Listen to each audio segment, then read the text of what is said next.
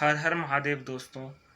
पवित्र श्रावण मास का महीना चल रहा है, तो सोचा कि आज आप सबके सामने आकर आपको शिव जी की महिमा सुनाऊं।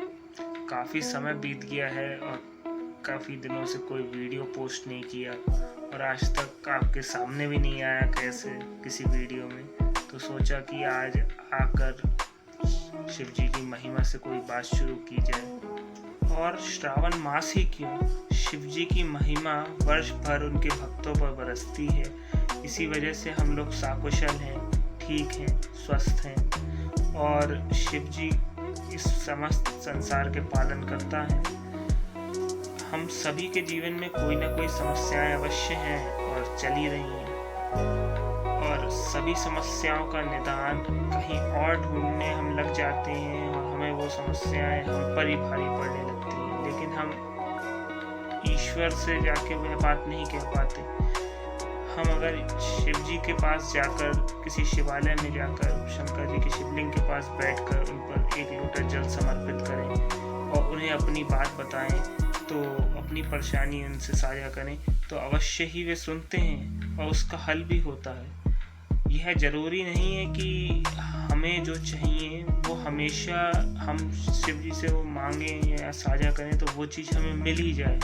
शिव जी हमें वो देते हैं जो हमारे लिए लोक कल्याणकारी है। हो सकता है कि हम किसी चीज़ की मांग करते हैं, भगवान से प्रार्थना करते हैं, भगवान हमें वो चीज़ मिल जाए। हो सकता है कि बहुत दिनों तक वो हमें ना मिले, तो इसका मतलब यह नहीं कि भगवान आपकी बात नहीं सुन रहे हैं।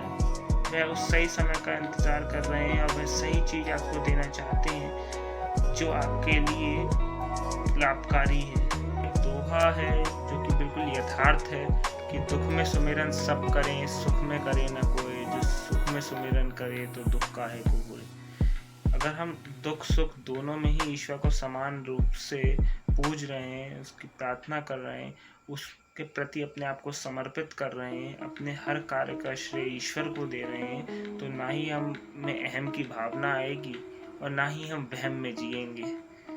सत्य तो यह है कि शिव जी के जरिए ही ये समस्त पृथ्वी चल रही है और हम लोग भी उन्हीं के जरिए ही जी रहे हैं। शिव जी की आराधना करने से आप उन सारी समस्याओं से जल्दी ओवरकम कर जाते हैं जिनसे आप कभी बहुत अधिक व्यथित थे, बहुत अधिक पीड़ित थे, आपको कोई रास्ता नहीं समझ आ रहा था, आप कैसे बाहर निकलेंगे।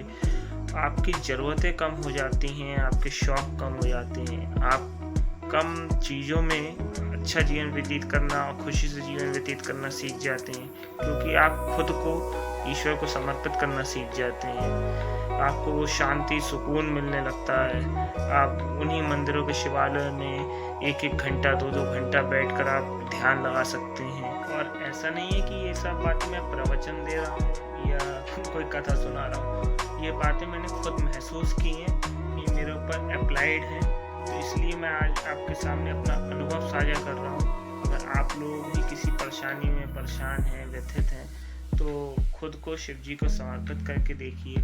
ये पवित्र श्रावण मास आपकी जो परेशानियां हैं उसे दूर करने के लिए ही आया है। शंकर जी की मन से आराधना कीजिए, उन्हें प्रणाम कीजिए। सावन का आखिरी सोमवार आने वाला है, 24 अगस्त को है। तो इसी के साथ मैं इस वीडियो का विराम करता हूँ और हर